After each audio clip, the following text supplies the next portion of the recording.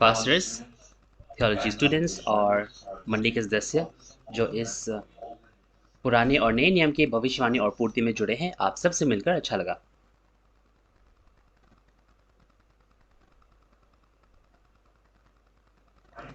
मेरा नाम पार्क सो सुंग है और आज मैं आपका होस्ट रहूँगा।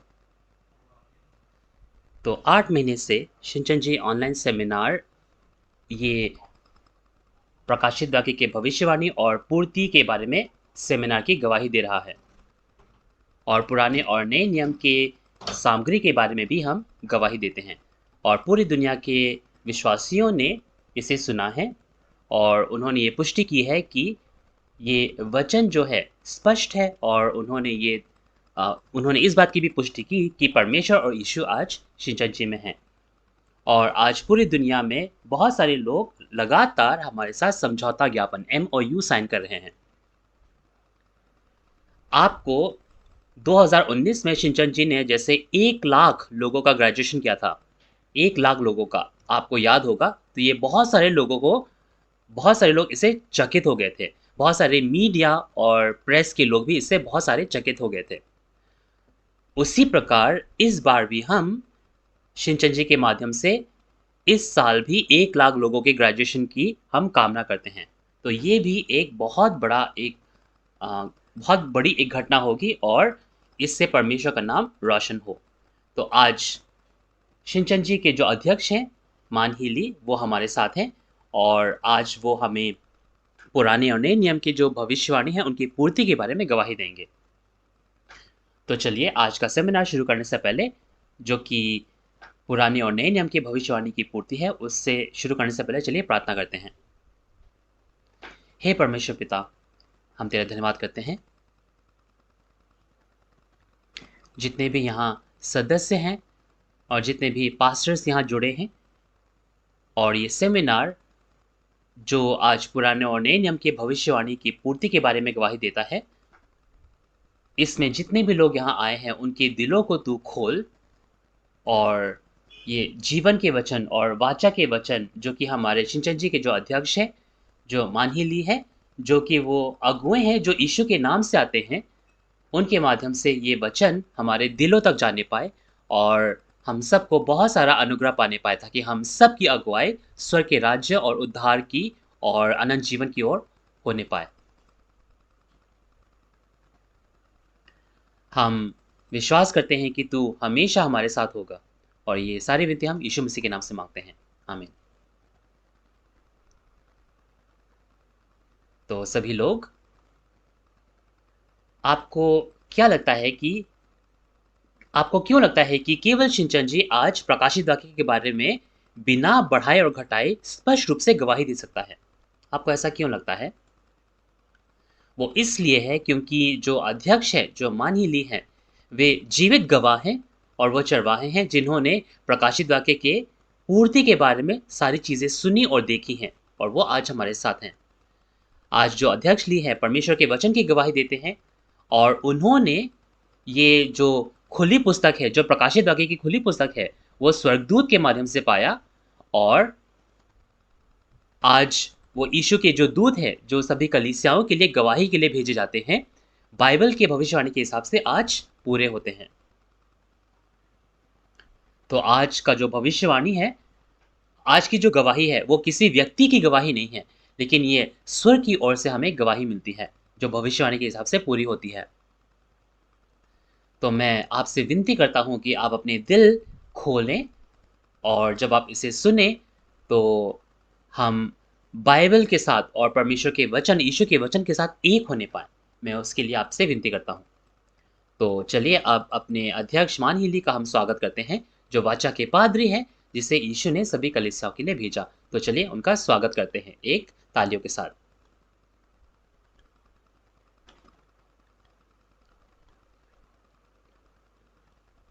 सभी पास्टर्स और हर सिद्धांत के लोगों से जो यहाँ जुड़े हैं, आप सबसे मिलकर अच्छा लगा।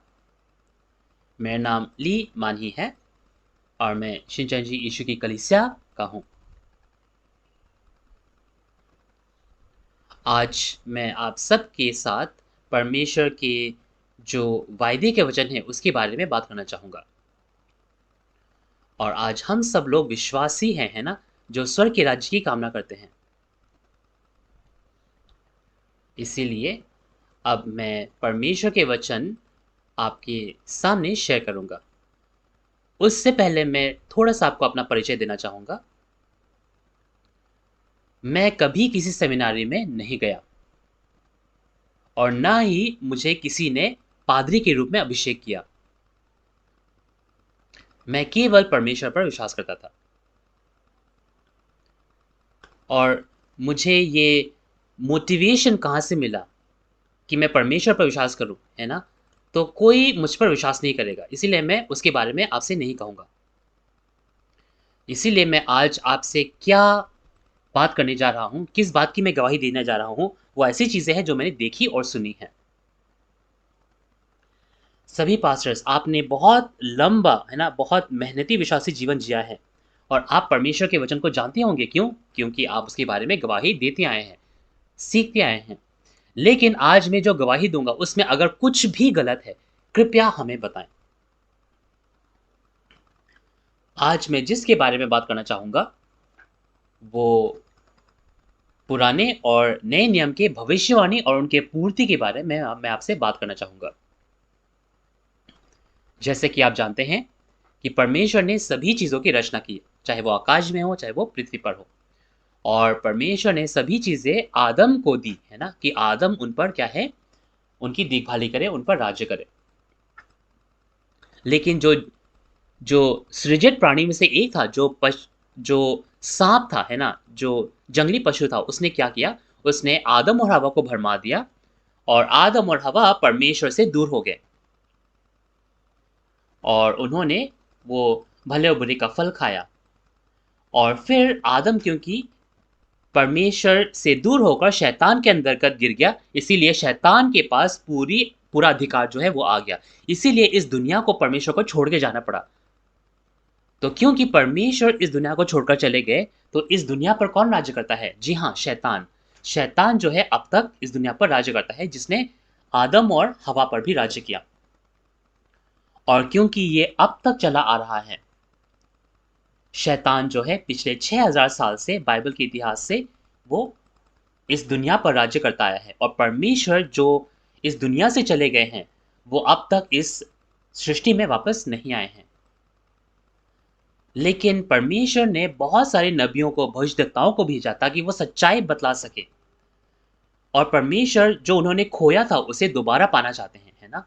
लेकिन वो काम अब तक पूरा नहीं हुआ है। इसीलिए मैं भविष्यवाणी के बारे में आपको बताऊंगा। तो चलिए पुराने और नए नियम के जो भविष्यवाणी है उसके बारे में हम बात करते हैं। आदम के पाप के बाद परमेश्वर ने नूह को चुना और नूह के माध्यम से आदम की पूरी दुनिया जो है नष्ट हो गई। और क्या बचा था? केवल नूह का परिवार, जो 8 लोग थे, है ना, वे लोग बचे थे। तो मूसा की जो दुनिया थी वो नूह के वजह से बचने पाए, नूह के वजह से वो प्रकट होने पाए, है ना? और मूसा जो है बहुत मेहनत कर रहा था। लेकिन मूसा भी क्या है, मूसा भी आदम के जीन से, आदम के बीज से पैदा हुआ था, इसीलिए वो भी क्या था? एक पापी था। एक स्पष्ट रूप से धार्मिक व्यक्ति नहीं था, है ना? पूर्ण रूप से धार्मिक नहीं था। उसमें भी क्या है? पाप था। तो हम अगर मूसा के उस युग को देखें, तो मूसा के जो युग से आगे जो इज़राइली आए उसमें से एक राजा था सुलेमान, सोलोमन, है ना? जो कि इज़राइल का राजा था। सुलेमान ने भी परमेश्वर के सामने क्या है?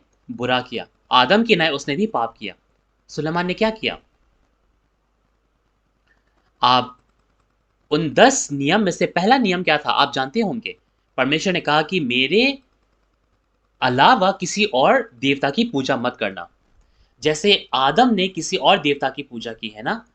उसी प्रकार सुलेमान ने भी अन्य जातियों की पूजा की, अन्य देवता की पूजा की। इसीलिए होशे 6 के साथ में ये लिखा है कि सुलेमान ने जैसे आदम ने पाप किया था वैसे ही पाप किया।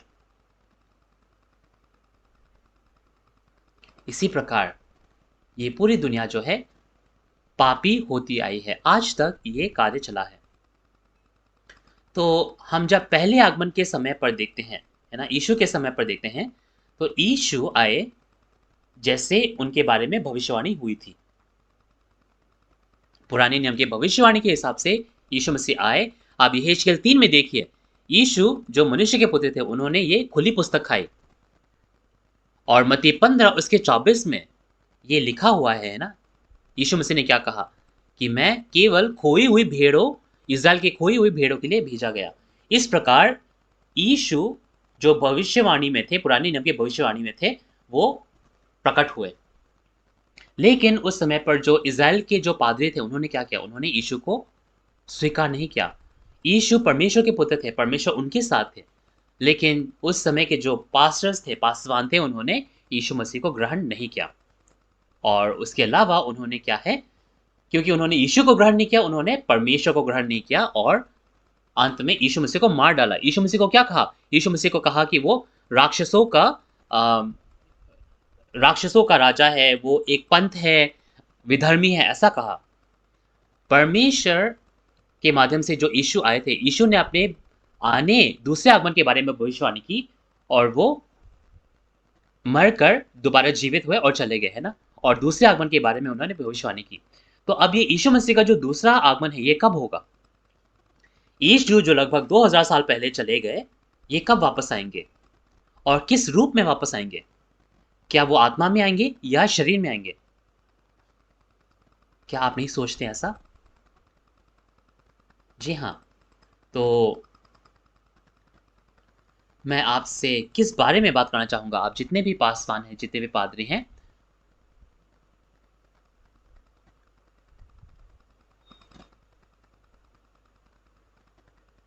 क्योंकि यीशु ने सभी पुराने नियम की भविष्यवाणी पहले आगमन के समय पूरी की। क्योंकि सभी चीज़ें पूरी हुई, इसीलिए यूहन्ना 19 के आप में देखिए 19 के 30 में यीशु मसीह ने क्या कहा? सब कुछ पूरा हुआ। क्या पूरा हुआ? सभी भविष्यवाणियाँ पूरी हुई। यीशु मसीह जिन्होंने ये खुली पुस्तक खाई, आप यहेजकेल 3 में देखिए, यीशु मसीह ने वो खुली पुस्तक खाई, वो आए और उन्होंने मत्ती 15 के 24 के हिसाब से गवाही दी। जब यीशु मसीह को भी ये खुली पुस्तक खाने को कहा गया और गवाही देने को कहा गया, उन्हें कहा गया कि वो इज़राइल के जो विरोधी लोग हैं, है ना? बलवा करने वाले लोग हैं, उनके पास जाएँ। यहेजकेल 3 में यीशु मसीह को कहा गया कि ये पुस्तक खाए और इज़राइल के जो बलवा करने वाले लोग हैं, उनके पास भेजे, क्योंकि इज़राइल के लोग सुनना नहीं चाहते थे। ये बिल्कुल यहेजकेल 3 की क्या है, आप सामग्री है, देख सकते हैं। तो यीशु आप देख सकते हैं, यीशु ने क्या किया? यीशु आए, उन्होंने सभी जगत के जो पाप है, वो हर लिए और वो क्रूस पर मर गए। लेकिन यीशु जो क्रूस पर चढ़े, वो पूरा कहानी नहीं था। उन्होंने क्या है, अपने दूसरे आगमन के बारे में भी भविष्यवाणी की। आप 400 समाचार में भी देख सकते हैं। यीशु का सूली चढ़ना वो पूरा काम नहीं था। दूसरे आगमन के बारे में आप देख सकते हैं मत्ती 24 है ना, मत्ती 24 एक पुस्तक है, एक अध्याय है जो दूसरे आगमन के बारे में है। मत्ती 23 पहले आगमन के घटना के बारे में था, लेकिन मत्ती 24 दूसरे आगमन के घटना के बारे में है। ये एक भविष्यवाणी है जो आप देख सकते हैं। और इसके बाद यीशु मसीह ने और क्या चीज़ें भविष्यवाणी की? यीशु मसीह ने अपने मरने के बाद, है ना, भविष्यवाणी जो प्रकाशित वाक्य की पुस्तक है, वो भी हमें दी है। और आप देख सकते हैं कि मत्ती 24 और प्रकाशित वाक्य 1 से लेकर 22 तक ये भविष्यवाणियाँ हैं। ये भविष्यवाणी की पुस्तक है, तो क्या ये पूरी नहीं होनी ज़रूरी है? तो जब ये भविष्यवाणी पूरी होगी, तब लोग विश्वास कर सकते हैं, है ना? उससे पहले तो भविष्यवाणी थी, लेकिन जब पूरी होंगी तो वो लोग विश्वास कर सकते हैं। तो मत्ती 24 के बारे में मैं आपसे पहले भी बात कर चुका हूँ, लेकिन ये व्यक्ति, मैं ऐसी बातें आपको नहीं बता रहा जो मैंने किसी और से सीखी। मैं ऐसी आप बातें आपको नहीं बता रहा हूँ जो मैंने पढ़ी हैं, लेकिन मैं आपको ऐसी बातें बता रहा हूँ, इन बातों की गवाही दे रहा हूँ जो मैंने देखी और सुनी है। तो आज आज हम लोग पशुओं को देखते हैं, है ना? पशुओं को देखते हैं। पुराने नियम के जो पशु थे, है ना? पुराने नियम के जो पशु थे, उन्होंने आधुनिक युग को नहीं देखा होगा। लेकिन आज के युग के जो पशु हैं, उन्होंने आज की सभी चीज़ों को देखा होगा और उसे देख कर क्या है अपने जीवन को जीते होंगे और मरते होंगे। उसी प्रकार ये जो भविष्यवाणियाँ हैं, ये भविष्यवाणियाँ बहुत साल पहले जो है हमें दे दी गई हैं, बहुत समय पहले। तो मैं आपको बहुत बार आपसे बता चुका हूँ और आप लोगों में से कई बार इसे बार-बार सुन चुके होंगे। लेकिन मैं आपको आज प्रकाशित वाक्य की पुस्तक के बारे में बताना चाहूँगा। प्रकाशित वाक्य 1 उसका 1 से 8 वो प्रकाशित वाक्य के सभी घटनाओं का क्या है सारांश है। यूहन्ना ने सारी घटना देखी और उसका सारांश दिया प्रकाशित वाक्य 1 उसके 1 से 8 में। और प्रकाशित वाक्य की जो सच्ची घटना है वो कहाँ से शुरू होती है? प्रकाशित वाक्य 1 के 9 से 9वीं आयत से शुरू होती है। तो प्रकाशित वाक्य की पुस्तक जो है प्रकाशित वाक्य 1 के 9 से शुरू होता है। लेकिन प्रकाशित वाक्य जो है प्रकाशित वाक्य 1 उसके 9 से शुरू नहीं हुआ। इसके अलावा भी कुछ और बातें हैं। प्रकाशित वाक्य 1 में देखिए उसमें यूहन्ना को चुना गया, है ना? यूहन्ना का अभिषेक किया गया और 20वें आयत में भी आप देख सकते हैं, यीशु आत्मा में आते हैं और यीशु के यूहन्ना के माध्यम से वो बात करते हैं। और यीशु ने यूहन्ना के माध्यम से क्या है? कहा, बातें की और यीशु ने आप देख सकते हैं कि 7 दूतों को भी है ना, उन 7 सुनहरे दीवटों को भी नियुक्त किया। और वो 7 दीवट वो क्या है? एक दीपक के रूप में कार्य करते हैं। तो ये 7 दूत कौन थे? ये 7 दूत यीशु के चुने हुए लोग थे पहले। यीशु द्वारा चुने हुए लोग थे। ये 7 दूतों को यीशु मसीह ने चुना और फिर निकोलइयों ने आप प्रकाशित वाक्य 2 और 3 में देखिए निकोलइयों ने उनके मंदिर में प्रवेश किया और निकोलुस जो था उसने क्या किया? शैतान का वचन पढ़ाया और व्यभिचार कराया, मूर्तियों को चढ़ाया, भोजन खिलाया। तो पाप हुआ उस मंदिर में, है ना? आप लोगों ने अगर प्रकाशित वाक्य 2 और 3 पढ़ा होगा, आप इस सामग्री के बारे में जानते होंगे। उस जगह पर लोगों ने पाप किया।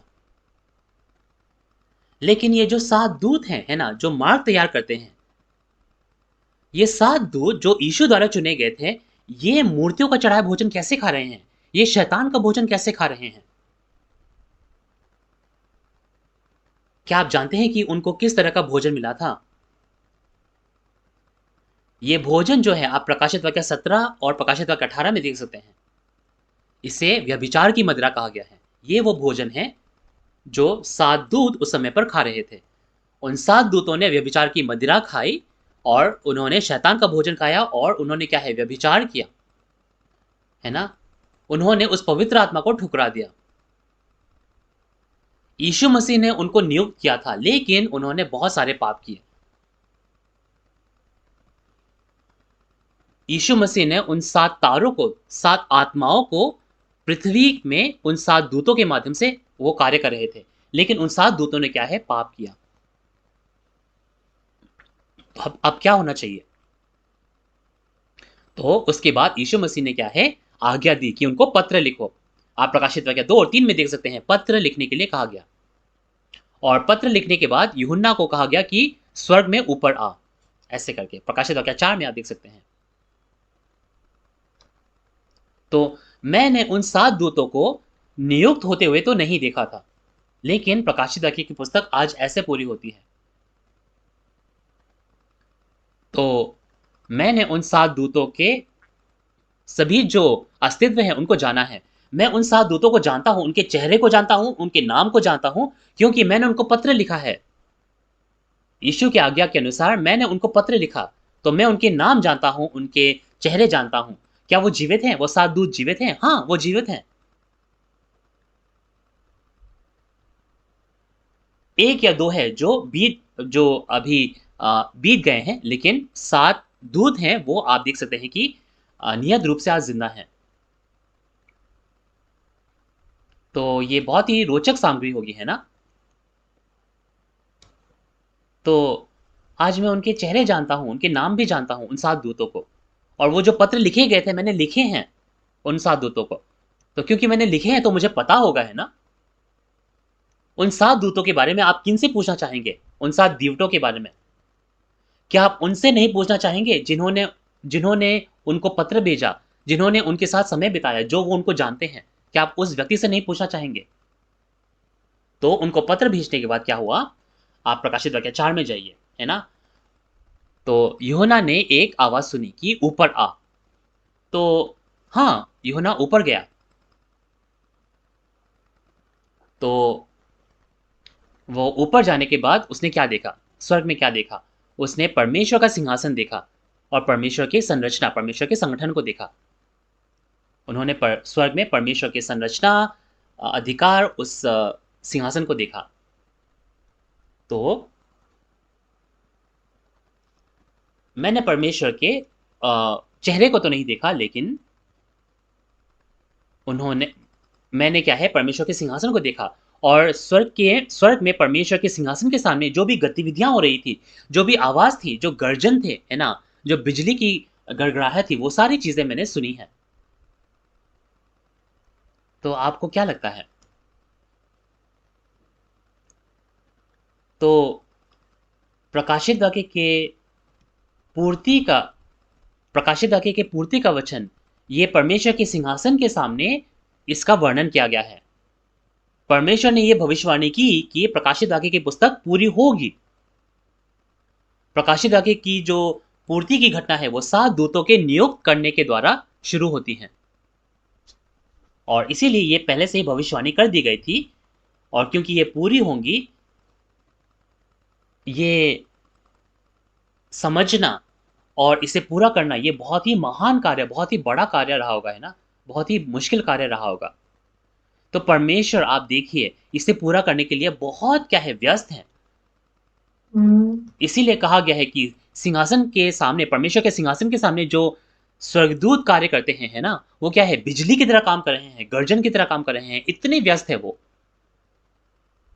तो परमेश्वर के भविष्यवाणी को पूरा करना है, क्या है ये, एक बहुत बड़ी घटना है। इसीलिए यीशु मसीह ने यूहन्ना 14 उसके 29 में क्या कहा? यीशु मसीह ने क्या कहा? यीशु मसीह ने कहा, मैंने ये बातें तुमसे पहले ही कह दी हैं, ताकि ये जब हो तो तुम विश्वास कर सको। जी हाँ। तो लोगों को विश्वास करने के लिए, है ना, क्या करना जरूरी है? लोगों को विश्वास करने के लिए पहले से भविष्यवाणी होनी जरूरी है। तो क्योंकि भविष्यवाणी है तो लोग उनकी पूर्ति पर भी विश्वास कर सकते हैं। तो प्रकाशित वाक्य 4 में ये सभी चीजें कही गई, है ना? तो मैंने देखा कि सिंहासन के सामने सब कुछ क्या है, बहुत ही व्यस्त है। तो आज जब प्रकाशित वाक्य की पुस्तक पूरी होती है, तो क्या आपको क्या लगता है कि स्वर्ग का कोई मूल्य नहीं? ऐसा नहीं है। स्वर्ग ऐसी जगह है जहां हमें अनंत जीवन मिलता है, और परमेश्वर के सामने जाना, है ना, परमेश्वर के सामने जाना, ये आप देख सकते हैं, परमेश्वर और स्वर्ग जो है इतने व्यस्त हैं, है ना, सभी चीजों को पूरा करने के लिए।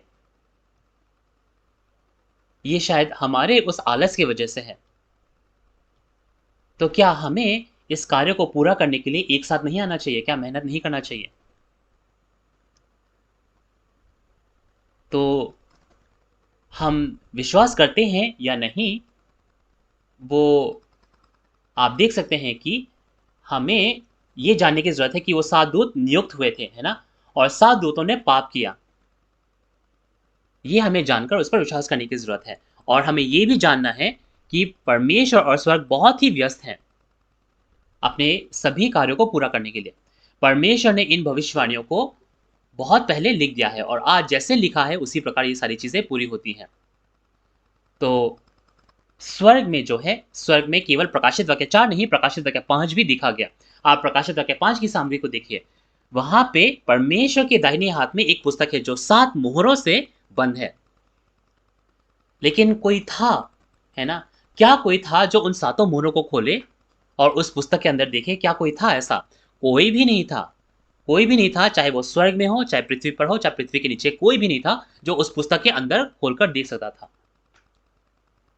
लेकिन जब ये पुस्तक बंद थी तो एक व्यक्ति था जो है रोया, है ना? कौन था जो रोया? एक यूहन्ना था, वो फूट-फूट कर रोने लगा। वो क्यों रोने लग गया? है ना? यूहन्ना जो है क्यों रोने लग गया? अगर हम स्वर्ग के राज्य में जानने की स्वर्ग के राज्य में जाने की आशा करते हैं, तो हमें क्या है पता होना चाहिए।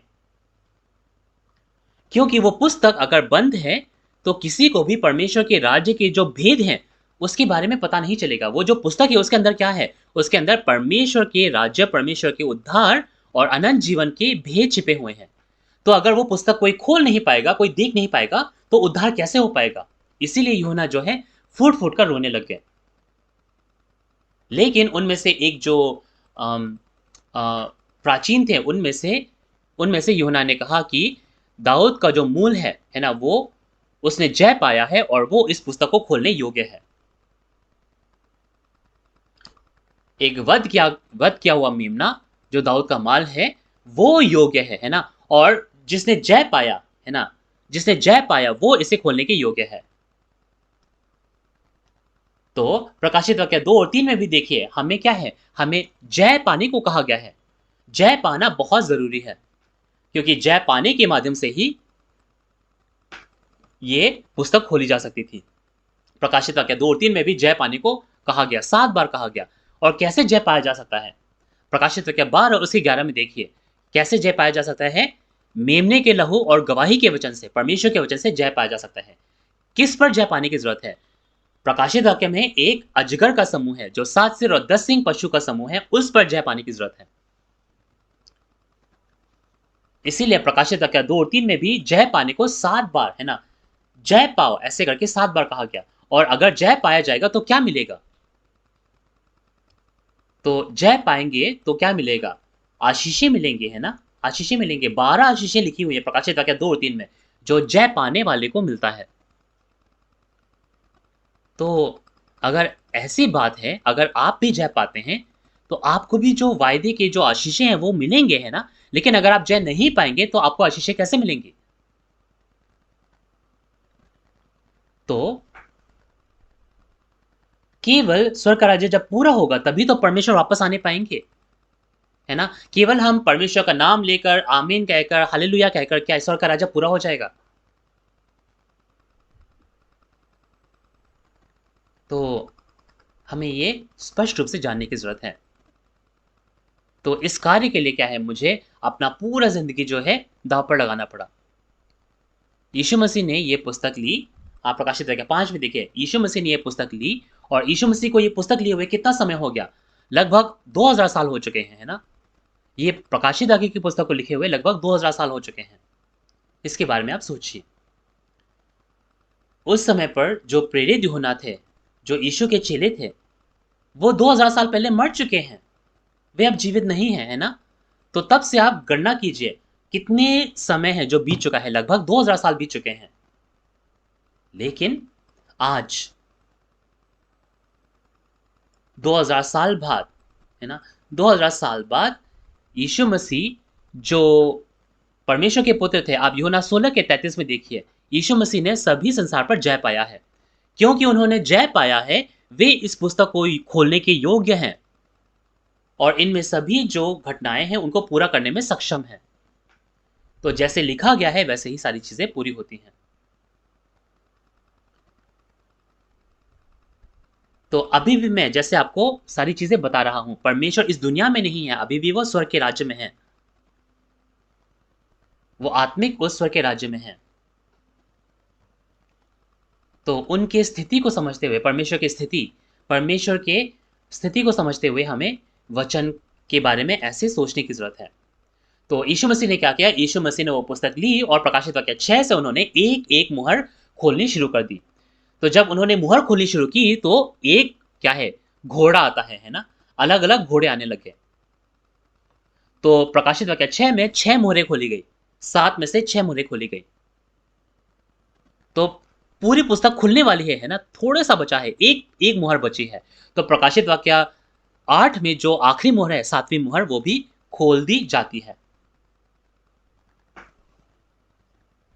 तो हर बार जब मुहर खुलती है तो वास्तविकता प्रकट होती है, उनकी पूर्ति प्रकट होती है। केवल भविष्यवाणी नहीं, भविष्यवाणियों की पूर्ति प्रकट होती है, उनकी वास्तविकता प्रकट होती है। और प्रकाशित वाक्य 7 में आप देख सकते हैं कि 4 जीवित प्राणी हैं। 4 जीवित प्राणी प्रकट होकर क्या है, न्याय करते हैं। किनका न्याय होगा? किनका न्याय होगा, है ना? जो शैतान के लोग हैं उनका न्याय होता है। वे दावा करते हैं कि वे परमेश्वर के लोग हैं, लेकिन उनके जो कार्य हैं वो बिल्कुल अलग हैं। जो परमेश्वर के लोग हैं, है ना, जो चुने हुए लोग थे, जो दावा करते हैं कि परमेश्वर के लोग हैं, लेकिन क्या है, वो शैतान के लोग हैं, उनका न्याय होता है। तो सूरज, चांद, तारे काले पड़ के गिर जाते हैं। आप ये सामग्री भी देख सकते हैं। ये सूरज, चांद, तारे क्या हैं? आप उत्पत्ति 37 उसके 9 से 11 में इज़राइल के जो लोग थे, इज़राइल के लोगों की शुरुआत कैसे हुई? याकूब से शुरू हुई, है ना? याकूब और उनके जो 12 पुत्र थे, उनके माध्यम से इज़राइल शुरू हुआ। तो उत्पत्ति 37 में आप देख सकते हैं कि सूरज, चांद, तारे क्या थे? सूरज, चांद, तारे याकूब और उसकी पत्नी और जो उसके बेटे थे, उनको सूरज, चांद, तारे कहा गया। उसी प्रकार प्रकाशित वाक्य में भी ये सूरज, चांद, तारे क्या हैं? ये परमेश्वर के लोग हैं। याकूब और उसके परिवार परमेश्वर के लोग थे, चुने हुए लोग थे। उसी प्रकार प्रकाशित वाक्य में भी परमेश्वर के चुने हुए लोग हैं, सूरज, चांद, तारे, जो काले पड़ के गिर जाते हैं। क्यों? क्योंकि उन्होंने परमेश्वर के वचन को छोड़ दिया, यीशु को त्याग दिया है, और वे बाकी क्या है, बाकी झूठे वचन में पड़ गए हैं।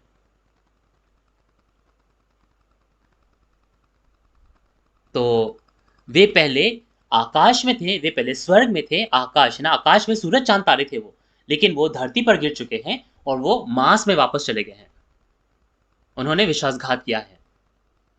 और फिर प्रकाशित वाक्य 8 और 9 में आप देख सकते हैं कि जो ये लोग जो आकाश से गिर गए, है ना, जिन्होंने विश्वासघात किया, इनके साथ क्या होता है, इनका न्याय कैसे होता है? प्रकाशित वाक्य 8 और 9 में देख सकते हैं। प्रकाशित वाक्य 6 में जो सूरज, चांद, तारे हैं जिनका न्याय हुआ, ये चुने हुए लोगों का न्याय है। चुने हुए लोग जो परमेश्वर के थे लेकिन अब बाहर निकल गए हैं, परमेश्वर से दूर हो गए हैं, उनका न्याय है। अगर मैं आपको इनके बारे में बताना चाहूं तो 1 घंटे से भी ज्यादा लग जाएगा, इसीलिए मैं आपको छोटे में सारांश करके बताऊंगा। तो जो चुने गए लोग थे, ये जो पृथ्वी के चुने हुए लोग थे, है ना, उनका न्याय कर दिया गया और उनका अंत हो गया है। तो अगर ऐसा है तो जो सूरज, चांद, तारे हैं जो ज्योति देते हैं ना, सूरज, चांद, तारे जो ज्योति का कार्य करते हैं, वो क्या है, अंधकार में पड़ गए हैं, है ना? तो अगर विश्वासी जन अंधकार में पड़ गए हैं, तो क्या इस समय हमें घमंड करना चाहिए अपने विश्वासी जीवन पर? क्या अपने विश्वासी जीवन पर हमें घमंड करना चाहिए? बाइबल कहता है कि सूरज, चांद, तारे जो है, जो प्रकाश का काम करते हैं, वो अंधेरे पड़ के गिर चुके हैं, है ना? और बाइबल ऐसा कहती है। और यूहन्ना 10 के 35 में लिखा है, पवित्र शास्त्र को तोड़ा नहीं जा सकता। और ये भी लिखा है कि इस वचन को जो पाता है उसे भी ईश्वर कहा जाता है ना? परमेश्वर के वचन को नहीं तोड़ा जा सकता। तो हमें परमेश्वर के सामने क्या है, पाप नहीं करना चाहिए, है ना? हमें क्या है, झूठी गवाही नहीं देनी चाहिए, मनमानी गवाही नहीं देनी चाहिए, चाहे वो परमेश्वर के सामने हो, चाहे वो लोगों के सामने हो। तो प्रकाशित वाक्य 6 में हम देख सकते हैं जो चुने हुए लोग थे, परमेश्वर की जो लोग थे, वो सब क्या है, अंधेरे पड़ गए हैं, गिर गए हैं। तो कोई भी नहीं है, राइट? कोई भी नहीं है। तो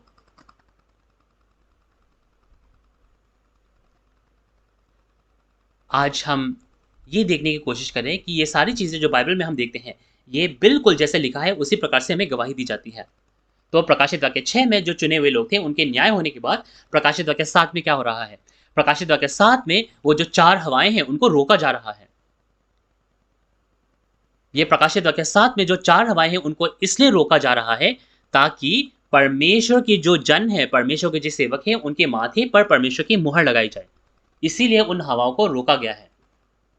प्रकाशित वाक्य 6 में देखिए, बहुत तेज हवा चल रही थी, है ना? बहुत तेज हवा चल रही थी। उन 4 जीवित प्राणियों के आने से बहुत तेज हवा चल रही थी। अंजीर के पेड़ भी क्या है, झड़ गए थे। लेकिन प्रकाशित वाक्य 7 में हवाएं रुक जाती है, थोड़े समय के लिए हवाएं रुक जाती हैं। और उससे क्या होता है, उससे क्या होता है, उन हवाओं को रोके जाने पर जो परमेश्वर के जन है 1,44,000 उनके माथे पर परमेश्वर की मुहर लगाई जाती है। तो 1,44,000 के मुहर लगने से पहले क्या है, इन हवाओं को रोक दिया गया, रोकने को कहा गया। और उस घटना में जो प्रकाशित वाक्य 7 में 1,44,000 हैं, वो लोग मुहरित होते हैं। और इन 1,44,000 को आप प्रकाशित वाक्य 14 में भी देख सकते हैं, सिय्योन पर्वत पर। जिन लोगों की कटनी हुई है ना, जिन लोगों की कटनी हुई है वो हैं 1,44,000 जो सिय्योन पर्वत पर हैं। तो इसी के लिए तो हम इस सिय्योन पर जाने के लिए ही तो अपने विश्वासी जीवन को जी रहे हैं, है ना। तो आप देखिए, पहले आगमन के समय पर यीशु मसीह ने परमेश्वर का बीज बोया, लेकिन शैतान ने जंगली बीज बोया। ये कहां लिखा है, मत्ती 13 उसके 24 में लिखा है। हाँ, लेकिन ये जो 1,44,000 है, ये है जो परमेश्वर के बीज से जन्मे थे। और जो परमेश्वर के बीज से जन्मे थे, जो गेहूं बने, उनकी कटनी हुई और जिन्हें सिय्योन पर्वत पर ले जाया गया। ये जो 1,44,000 है, ये मुहरित 1,44,000 लोग हैं। ये प्रकाशित वाक्य 7 के जो मुहरित 12 गोत्र हैं, हर गोत्र में 12,000, 12 गोत्र के 12,000, कुल मिलाकर 1,44,000। तो ये लोग लकी हैं या अनलकी है, ये लोग खुशनसीब है या नहीं है। ये लोग खुशनसीब है ना, क्योंकि उन पर मुहर की गई है, परमेश्वर की मुहर, और वो 12 गोत्र में संबंधित है, 12 गोत्र के हिस्सा हैं वे लोग। तो भौतिक इज़राइल में भी 12 गोत्र थे, है कि नहीं, है ना। और उन 12 चेलों को भी 12 गोत्र कहा गया। ये 12 गोत्र इसलिए बनाए जाते हैं ताकि आज की दुनिया, आज की जो भ्रष्ट दुनिया है, उसका अंत कर दिया जा सके और एक नए सिरे से 12 गोत्रों की स्थापना की जा सके। तो एक व्यक्ति को मोहित होने की जरूरत है, तभी वो 12 गोत्र का ये 1,44,000 हो सकते हैं। मोहित होने का क्या मतलब है ना, ठप्पा लगाना। परमेश्वर का वचन अपने मनों में, अपने दिलों में हम ठप्पा है ना लगा देंगे, ऐसे मुहर लगा देंगे, तो एक व्यक्ति मुहरा हो सकता है। ये कौन सा वचन है जो हमें अपने मन में, अपने हृदय में रखने की जरूरत है। ये नई वाचा की सामग्री है जो हमें अपने मन में, अपने दिल में लिखने की जरूरत है। ये नई वाचा का जो सामग्री है, जो यीशु के वचन है ना, ये यीशु मसीह ने पहले आगमन के समय पर हम हमारे साथ विश्वासियों के साथ एक नई वाचा बनाई थी। और ये नई वाचा कब पूरी होती है, प्रकाशित वाक्य में पूरी होती है। आप प्रकाशित वाक्य 5 उसके 9 से 10 में देखिए, उसमें लिखा है कि यीशु का लहू जो है ना, 2000 साल पहले यीशु का जो लहू बहाया गया था, उसके माध्यम से परमेश्वर के राज्य के लिए राज्य और याजक मोल लिए गए हैं। ये लोग कौन है, ये 1,44,000 है, वो 12 गोत्र के 1,44,000 लोग अपने तरीके से यहां वहां की बातें करते हैं, लेकिन बाइबल स्पष्ट रूप से कहता है कि ऐसा होता है। बाइबल कभी भी नहीं बदलेगा। उन 1,44,000 12 गोत्र के लोगों को यीशु के लहू से मोल लिया गया है, उन्हें उनकी कटनी हुई है, उन पर मुहर की गई है। तो ये लोग हैं जिनकी कटनी हुई है और जिन पर मुहर लगाई गई है। तो कटनी जो है ऐसे ही नहीं हो जाता अपने आप, है ना। कटनी किसी का भी नहीं हो सकता, केवल वो व्यक्ति जो परमेश्वर के बीज से जन्मे हैं उनकी कटनी होती है। जो शैतान के बीज से जन्मे हैं, जंगली पौधे हैं, उनकी कटनी नहीं होती है। और ये कहां बोए गए थे, ये दो बीज, जो परमेश्वर का बीज है, शैतान का बीज है, सच और झूठ, ये कहां बोया गया, ये एक ही खेत में, ये यीशु के खेत में बोया गया, यीशु की दुनिया, यीशु की कलीसिया में बोया गया। तो हम देख सकते हैं एक ही जगह पर परमेश्वर का बीज और शैतान का बीज दोनों उग रहे हैं। और कटनी के समय पर केवल जो परमेश्वर के बीज से जन्मे हैं उनकी कटनी होती है, शैतान के बीज से जन्मे लोगों की कटनी नहीं होती है। तो जो परमेश्वर के बीज से जन्मे हैं उनकी कटनी होती है। हाँ, तो जिनकी कटनी नहीं हुई है वो किसके बीज से जन्मे हैं? जी हाँ, ये शैतान के बीज से जन्मे हैं, उनकी कटनी नहीं होती है। सभी पासवान, सभी पास्टर, आप प्लीज इसे याद रखें, एक बार इसे आप याद रखें, है ना। इस वचन को आप एक बार याद रखें।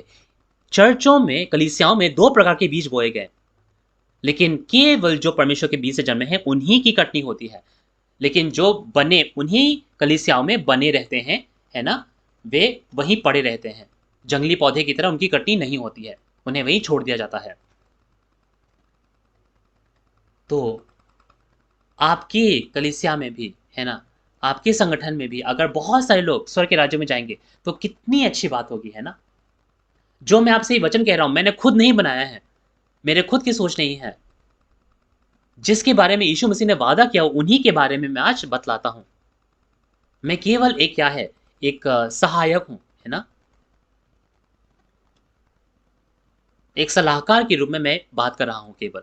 तो प्रकाशित वाक्य 7 में आपने देखा 1,44,000 उन पर मुहर की गई है। तो चाहे दुनिया विश्वास करे या ना करे, परमेश्वर ये कार्य कर रहे हैं अपने भविष्यवाणी के हिसाब से। और अगर ये चीजें हो रही हैं, तो 12 गोत्र, हर गोत्र में 12,000, तो 1,44,000 12 गोत्र को मुहर लगाई गई है। इसके बाद क्या होगा? 12 लोगों पर मुहर लगाने के बाद क्या होगा फिर? अगर 1,44,000 12 गोत्र मुहरित कर दिए गए हैं, उसके बाद क्या होगा? एक महान क्लेश आएगी। आप देखिए प्रकाशित वाक्य 7 की 14 में, एक महान क्लेश आएगी। जी हाँ, ऐसा लिखा है, एक महान क्लेश आएगा। उसमें क्या होगा? जब महान क्लेश होगा तो क्या होगा? अगर कुछ दुनिया में 1-2 क्लेश आए वो बड़ा है, या फिर पूरी दुनिया में जो क्लेश आए वो बड़ा है? जो पूरी दुनिया में जो क्लेश आता है वो बड़ा है ना? इस समय पर जो कोरोना वायरस है ना? ये पूरी दुनिया में फैला। इससे बड़ा कोई क्लेश अब तक दुनिया में नहीं आया। केवल 1-2 देश में नहीं, पूरी दुनिया में आज पूरे राष्ट्र में, सभी राष्ट्रों में ये आज आया है। इसके अलावा मत्ती 4 उसके 21 में भी लिखा है ना? उसमें लिखा है कि एक बहुत बड़ा क्लेश आएगा। जगत की शुरुआत से लेकर अब तक जो बहुत बड़ा क्लेश है वो आएगा। तो आज ये सारी चीजें हो रही हैं, तो हमें मानना पड़ेगा, है ना? क्योंकि ये सच्चाई पूरी हो रही है। इस समय क्लेश के समय पर, महान क्लेश के समय पर ऐसे कई लोग हैं जो इस महान क्लेश में से बाहर आएंगे। जी हाँ, बाइबल ऐसा कहती है। ऐसा कहा गया है कि उन्होंने मेमने के लहू से अपने वस्त्र को धो लिए हैं और वे महान भीड़, है ना, श्वेत में महान भीड़ बन गए हैं। तो पहले 1,44,000 जो मुहरित लोग हैं वो, और उसके बाद जो श्वेत में महान भीड़ है, ये लोग महान क्लेश में से निकलकर उद्धार में प्रवेश करते हैं। तो आप लोगों को क्या लगता है, आप सभी पास्टर्स, आज महान क्लेश का समय है और आज 1,44,000 मुहरित किए गए हैं, तो अब क्या है? महान क्लेश का समय है ना? तो इस महान क्लेश में से बहुत सारे लोग बाहर आते हैं, और मैंने सुना है पूरे दुनिया में से, महान क्लेश में से लोग इस वचन को सुनकर क्या है, बाहर आते हैं। हम ये भी सुन रहे हैं कि हमारे देश में, कोरिया के देश में भी 70 से ज़्यादा चर्चेस हैं जो बाहर आते हैं और इस वचन में आगे बढ़ते हैं। तो आज जितने भी आप पास्टर्स हैं, आप लोगों को क्या लगता है? आप लोगों को कैसा महसूस होता है? अगर हम इस महान भीड़ का हिस्सा बनना चाहेंगे, तो हमें महान क्लेश में बाहर आने की ज़रूरत है ना? क्योंकि बाइबल ऐसा कहती है। कहाँ बाहर आने की ज़रूरत है? परमेश्वर के सामने। जी हाँ। आप जैसे हैं वैसे ही क्या सब कुछ सही रहेगा? तो हर हर जगह पर जिन पर मुहर लगाई गई है, वो कितने हैं? 1,44,000। 1,44,000 पर मुहर लगाए जाने के बाद वो महान भीड़ का समय आता है। तो ये महान भीड़ कहाँ से निकलती है? महान क्लेश से बाहर निकलती है, और ये महान भीड़ भी उन 1,44,000 के साथ उद्धार में प्रवेश करते हैं। तो सभी पास्टर्स, आप लोगों का क्या सोच है इसके बारे में? आप लोग क्या बोलना चाहेंगे? आप इसके बारे में सोच सकते हैं। तो इस समय पर 1,44,000 और श्वेत में महान भीड़, ये लोग इस समय पर उद्धार पाते हैं। इस प्रकाशित वाक्य के समय पर 1,44,000 और ये महान भीड़ जो है, ये लोग उद्धार पाते हैं। इसके अलावा और कोई उद्धार नहीं पाएगा, है ना? तो इस समय पर क्या है, हमें सोचने की जरूरत है। हमें सोचने की जरूरत है कि हम कहाँ हैं। अगर हम शैतान के राज्य में हैं, अगर हम शैतान के इस संगठन में हैं, तो इसका मतलब ये नहीं है कि हम परमेश्वर के साथ हैं। जी हाँ, हमें इसके बारे में सोचने की ज़रूरत है। तो इन सभी चीज़ों के अलावा मैं आपसे एक और आयत शेयर करना चाहूँगा। मत्ती 8 उसके 11 से 12 में आप देखिए। मत्ती 8 उसके 11 से 12 में उसमें लिखा है कि जो राज्य के संतान थे उन्हें बाहर अंधकार में फेंक दिया गया, जहाँ वो दाँत पीसेंगे और रोना होगा। और पूर्व और पश्चिम से लोग आएँगे और स्वर्ग के राज्य में अपना स्थान लेंगे। ये भविष्यवाणी पहले आगमन के समय हुई थी। ये राज्य के संतान कौन हैं? ये राज्य के संतान कौन हैं? ये राज्य के संतान ये परमेश्वर के लोग थे। ये दुनिया के लोगों के बारे में बात नहीं कर रहा, ये परमेश्वर के लोगों के बारे में बात कर रहे हैं। तो ये पहले परमेश्वर के राज्य से जुड़े हुए थे। ये आज पारंपरिक जो कलीसियाएँ हैं, जो पहले से ही परमेश्वर के साथ हैं, परमेश्वर से बने हुए हैं, है ना? वे लोग हैं वो राज्य के संतान। लेकिन वो क्योंकि उनकी कटनी नहीं होती है, वे पड़े रहते हैं, इसीलिए उनको बाहर अंधकार में फेंक दिया जाता है। इसके अलावा आप प्रकाशित वाक्य 13 में देखिए, जो आप प्रकाशित वाक्य 24 में भी प्रकाशित वाक्य 13 और मत्ती 24 में भी देखिए, जो परमेश्वर के लोग थे, है ना, जो विश्वासी लोग थे, उनको बाहर फेंक दिया गया। मत्ती 24 उसके 15 में देखिए क्या लिखा है कि उस पवित्र स्थान में जो घृणित पशु है, वो प्रवेश करता है ना? तो यरूशलेम जो है, यरूशलेम पूरा नष्ट हो जाता है। और जब ये कार्य होता है तो यीशु मसीह अपने स्वर्गदूतों को भेजकर पूर्व, पश्चिम, उत्तर, दक्षिण से अपने लोगों की कटनी कर उन्हें एक जगह एकत्रित करते हैं। अपने जो चुने जन हैं, है ना, उनको एकत्रित करते हैं। आप अगर ये आयतें पढ़ेंगे मत्ती 24 में तो आपको पता चलेगा।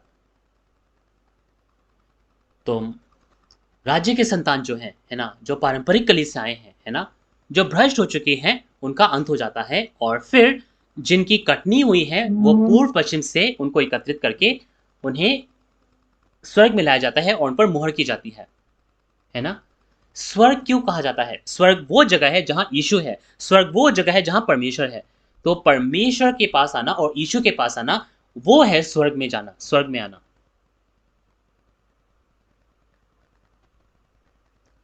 तो आज जब बाइबल के हिसाब से ये भविष्यवाणियां पूरी होती हैं, जिन सभी पास्टर्स को, जिन सभी सदस्यों को स्वर्ग के राज्य की कामना है, आपको भी इसके बारे में सोचने की जरूरत है। स्वर्ग में कोई भी झूठ नहीं बोलता, स्वर्ग में कोई झूठ नहीं है। लेकिन अगर हमारे सोच गलत होंगे, तो हमारे कार्य गलत होंगे, तो न्याय भी उसी प्रकार होगा। तो प्रकाशित वाक्य 6 में एक जो युग है वो बीत जाता है और प्रकाशित वाक्य 7 में एक नए युग की शुरुआत होती है। प्रकाशित वाक्य 6 में सूरज, चांद, तारे जो चुने गए लोग थे वो अंत हो जाते हैं। प्रकाशित वाक्य 7 में जिनकी कटनी होती है उनको बुलाया जाता है, उन पर मुहर की जाती है, उनकी कटनी होती है और एक नया युग बनता है। 12 गोत्र के 12,000, 1,44,000 और जो श्वेत में महान भीड़ है वो बाहर आते हैं, है ना? तो इस महान भीड़ में, ये जो महान भीड़ है, ये महान क्लेश में से बाहर आती है। और परमेश्वर की क्या है, ये युक्ति है, परमेश्वर का कार्य ऐसे पूरा होता है। जब हम प्रकाशित वाक्य 8 में जाते हैं, तो प्रकाशित वाक्य 8 में जो 7वीं मोहर है वो खुल जाती है। फिर क्या होता है? प्रकाशित वाक्य 8 में 7वीं मोहर खुल जाती है और फिर 7 स्वर्गदूतों को 7 तुरही दी जाती है। ये तुरही क्या है? ये तुरही उन बातों का ज्ञात दिलाता है जो चीजें हो चुकी हैं, जो गवाही है उसके बारे में ज्ञात दिलाता है। तो प्रकाशित वाक्य 6 में, है ना, प्रकाशित वाक्य 6 में जिनको बाहर फेंक दिया गया, जो काले पड़ गए, उनका न्याय होता है और इस न्याय के बारे में प्रकाशित वाक्य 8 और 9 में तुरही के माध्यम से लोगों को सुनाया जाता है। तो प्रकाशित वाक्य 8 और 9 में आप देख सकते हैं कि विश्वासघाती और विनाशकों के बारे में आप सुन सकते हैं। तो प्रकाशित वाक्य 8 और 9 में आप देख सकते हैं कि 6 तुरही फूकी जाती है, 7 में से 6 तुरही फूकी जाती है, एक बची है, आप सातवीं तुरही, आखिरी तुरही बची है ना? तो फिर क्या होगा? उसके आगे प्रकाशित वाक्य 10 है। प्रकाशित वाक्य 10 में आप देखेंगे कि परमेश्वर के हाथ में एक पुस्तक है। तो परमेश्वर के हाथ में जो पुस्तक थी वो यीशु मसीह ने प्रकाशित वाक्य 5 में ले ली और प्रकाशित वाक्य 6 और 8 में उसे खोलकर पूरी की, है ना? यीशु मसीह ने इन्हें पूरा किया। तो यीशु मसीह ने इस पुस्तक को खोलकर पूरा किया। इस खुली पुस्तक को फिर यीशु मसीह ने क्या किया? यीशु मसीह ने इस खुली पुस्तक को यूहन्ना को दिया। किसके माध्यम से? स्वर्गदूत के माध्यम से। और और यूहन्ना से क्या कहा गया? आप प्रकाशित वाक्य 10 उसके 10 से 11 में देखिए, उससे बहुत सारे जाति, भाषा, कुलों, लोगों को दोबारा भविष्यवाणी करने को कहा गया। तो ये जो व्यक्ति है यूहन्ना, जिसने ये पुस्तक खाई है ना, ये पुस्तक जिस व्यक्ति ने खाया, उससे लोगों को ये वचन सुनने की जरूरत है, ये नया वचन।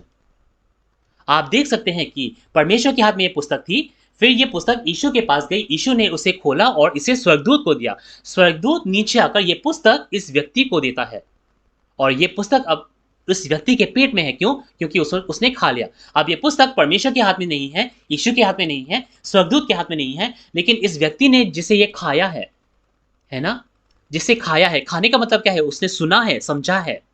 वचन को खाने का मतलब क्या है? सुनना, समझना। और ये वचन किसके बारे में है? स्वर्ग के राज्य के भेदों के बारे में है। ये प्रकाशित वाक्य की पुस्तक के बारे में है, जो पूरी होनी आज जरूरी है, उन घटनाओं के बारे में है।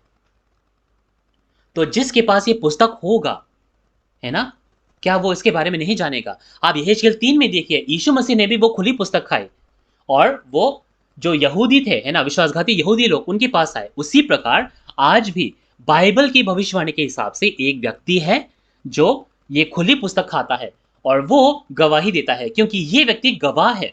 इसने ये सारी चीजें देखी और सुनी है ना, और वो गवाही देता है। और जब वो गवाही देगा तो लोग सुनने पाएंगे, है कि नहीं? प्रकाशित वाक्य के वचन हम तब सुनने पाएंगे, है कि नहीं? आप लोग सब क्या सोचते हैं, सभी पास्टर्स, क्या ये सही नहीं है? तो मुझे नहीं पता कि लोग कैसे सोचते हैं, लेकिन परमेश्वर आज इसे पूरा कर रहे हैं। जैसे भविष्यवाणी की गई थी, बाइबल के हिसाब से ये सारी चीजें पूरी होती हैं। आज प्रकाशित वाक्य की पुस्तक ऐसे पाई जाती है और ऐसे पूरी हो रही है। और प्रकाशित वाक्य 11 में क्या है? एक सरकंडा दिया जाता है ना, सरकंडा दिया जाता है, और फिर लोगों को, है ना, इस गवाह को मारने के लिए शैतान की जो पादरी है वो बहुत मेहनत करते हैं ताकि वो इस गवाह को मार डाले। आप प्रकाशित वाक्य 11 में ये सामग्री देख सकते हैं। तो इसीलिए प्रकाशित वाक्य 11 में जो है, उन सभी घटनाओं से मैं गुजर चुका हूं, है ना, बहुत सारी चीजें मैंने झेली हैं, और ये सारी चीजें मैं देख चुका हूं। और फिर आखिरकार प्रकाशित वाक्य 11 के 15 में आप देखिए, वो जो आखिरी तुरही बची थी, 7वीं तुरही, है ना, वो फूकी जाती है। तो ये आखिरी तुरही जब फूकी जाती है तो क्या होगा? क्या होता है फिर? जो दुनिया का राज्य है वो परमेश्वर का राज्य हो जाता है।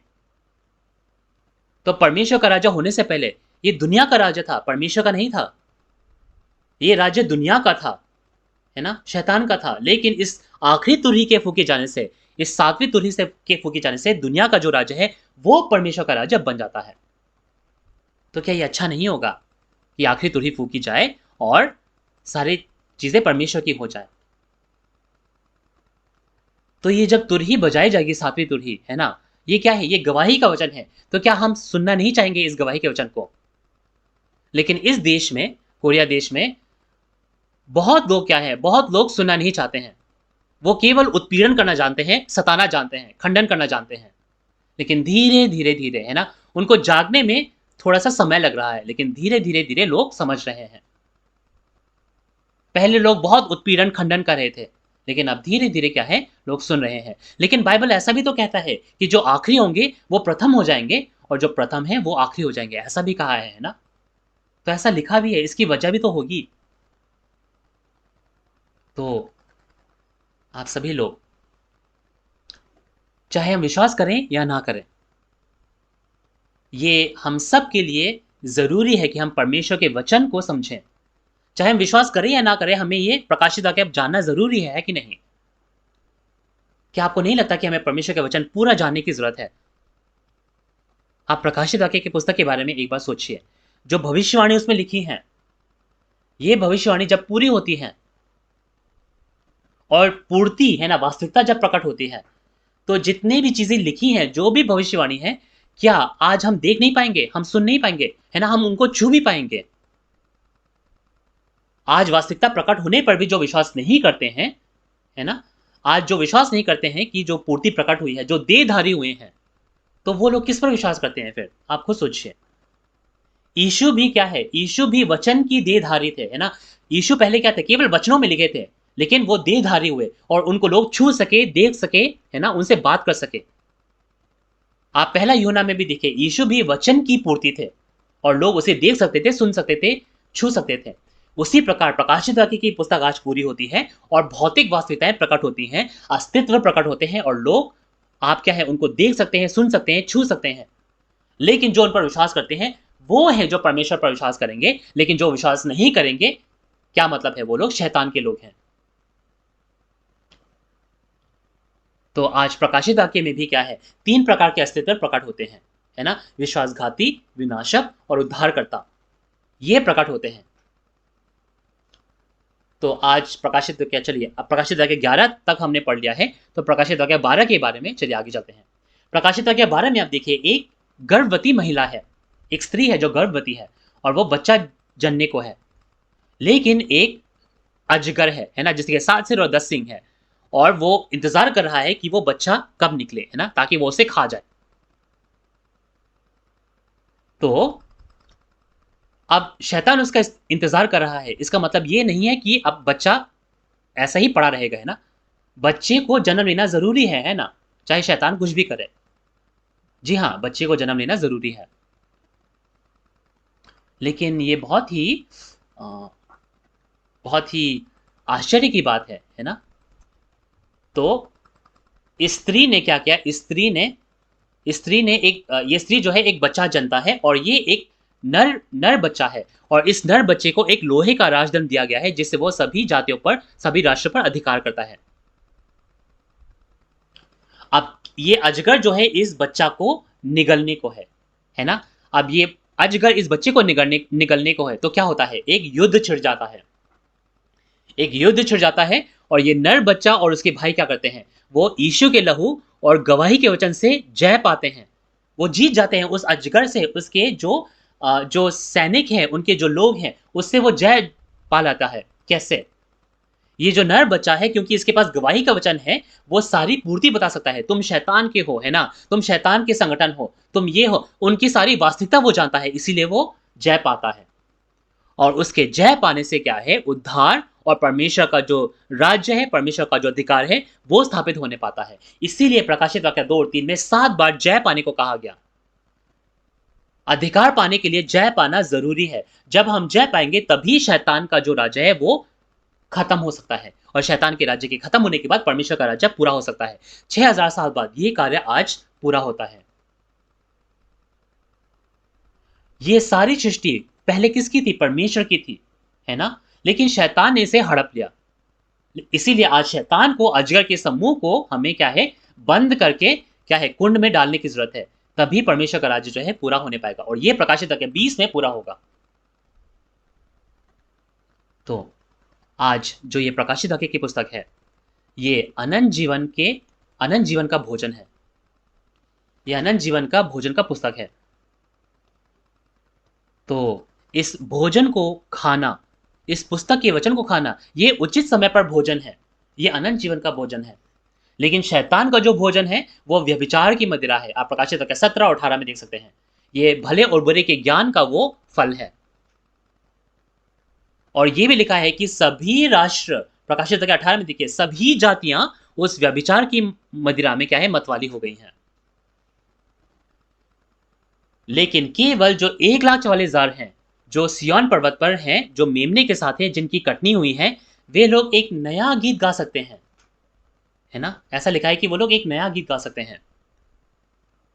तो वो जो नया गीत गाते हैं वो एक गीत है, ये पुराना गीत नहीं है। और ये जो यरूशलेम है ये भी नया यरूशलेम है, ये पुराना यरूशलेम नहीं है। ये प्रकाशित वाक्य के जो वचन है, ये क्या है, इसे गीत कहा जाता है। और ये कहा गया कि इन 1,44,000 के अलावा कोई और इस गीत को ना सीख सकता था, ना गा सकता था। तो क्या हम सभी पास्टर्स को ये गीत नहीं गाना चाहिए, ये नया गीत,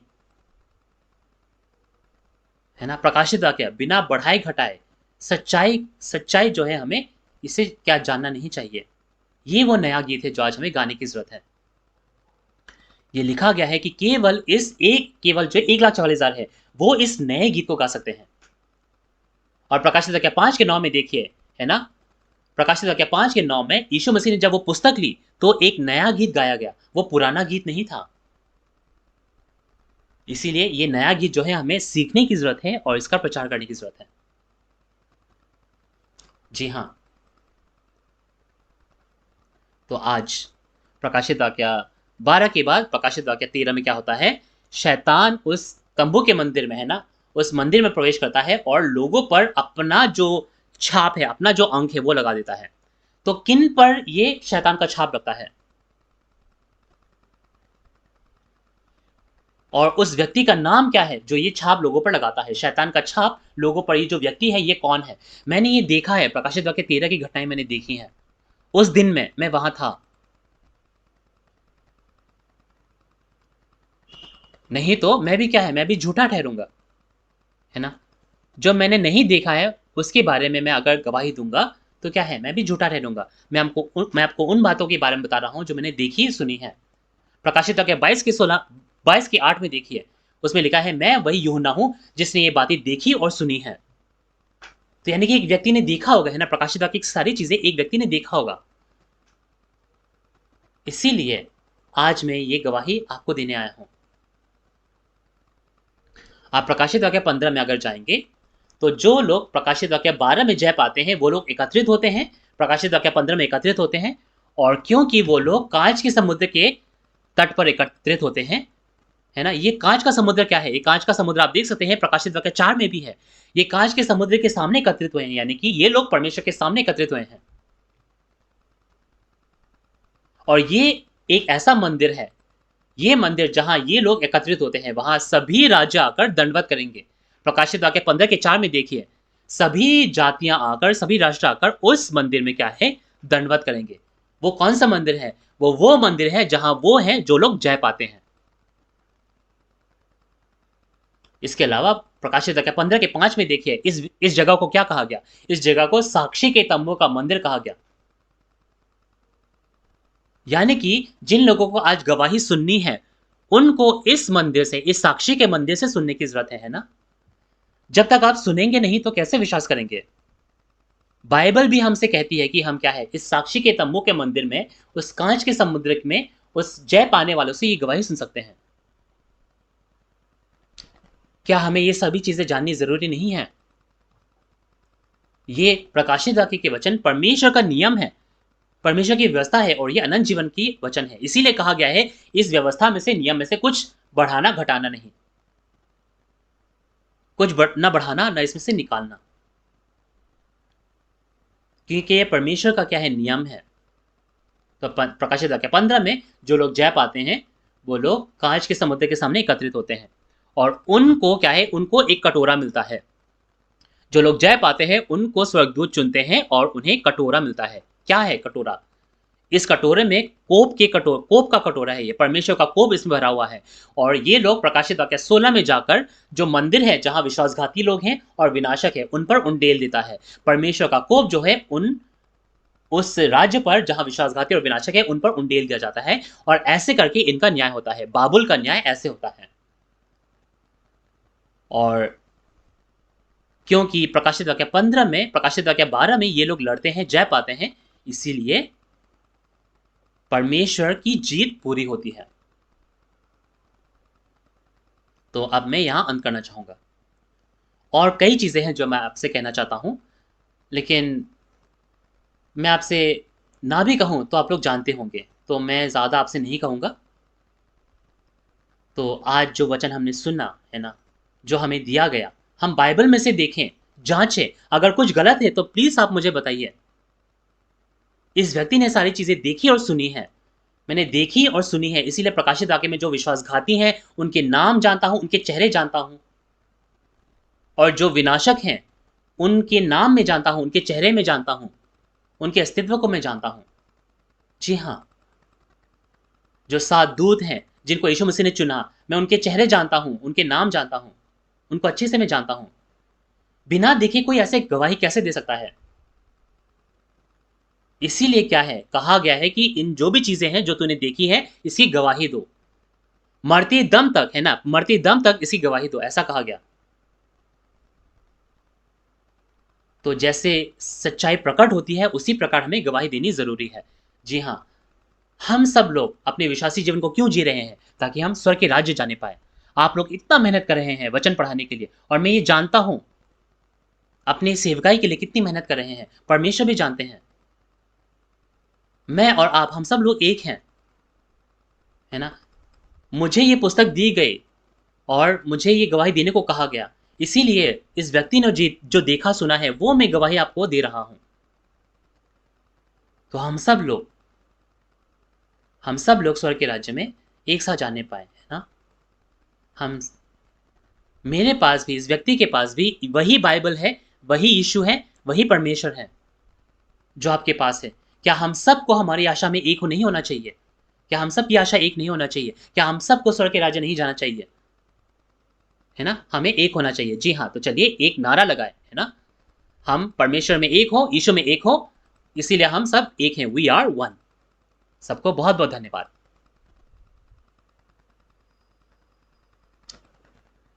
तो मैं आशा करता हूँ कि हम सबको बहुत इस वचन से अनुग्रह मिला होगा। तो चलिए हम परमेश्वर और जो अध्यक्ष है जिनके माध्यम से ये गवाही हमें मिली है, हम एक बार तालियों के साथ उनका धन्यवाद करते हैं।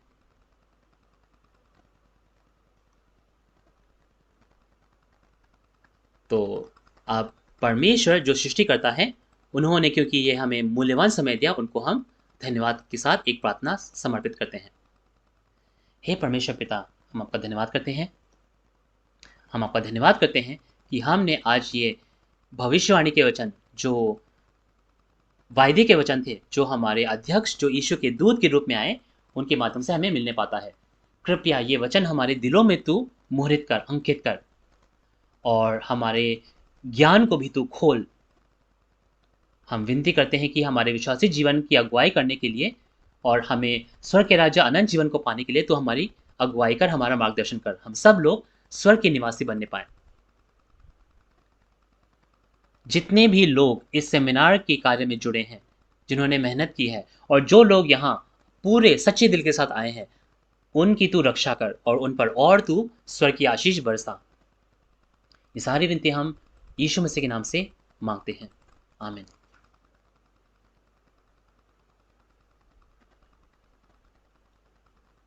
तो हमने आज बहुत ही महत्वपूर्ण सामग्री सुनी है ना, पुराने और नए नियम के भविष्यवाणियों के बारे में बहुत महत्वपूर्ण सामग्री सुनी और यही सामग्री आप ज़ायन मिशन सेंटर, सियोन मिशन केंद्र, ये शिनचैन जी का एक एजुकेशनल इंस्टीट्यूट है ना? वो सभी चीज़ आप ज़ायन मिशन सेंटर में भी सुन सकते हैं।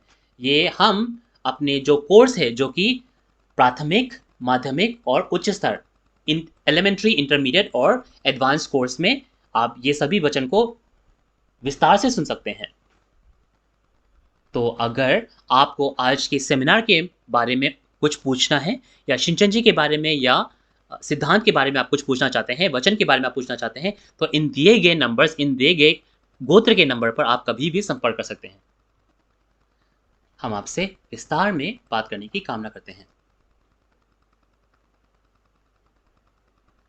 तो आज का सेमिनार हम यहाँ समाप्त करते हैं। ये सेमिनार जो पुराने और नए नियम की भविष्यवाणी और पूर्ति था, इसका हम प्रभु प्रार्थना से अंत करते हैं। चलिए प्रार्थना करें। हे हमारे पिता, तू जो स्वर्ग में है, तेरा नाम पवित्र माना जाए, तेरा राज्य आए, तेरी इच्छा जैसे स्वर्ग में पूरी होती है वैसे ही पृथ्वी पर भी हो। हमारे दिन भर की रोटी आज हमें दे और जिस प्रकार हम अपने अपराधियों को क्षमा करते हैं, वैसे ही तो हमारे अपराधों को क्षमा कर और हमें परीक्षा में ना ला, परंतु बुराई से बचा, क्योंकि राज्य और सामर्थ्य और महिमा सदा तेरे ही है। आमीन।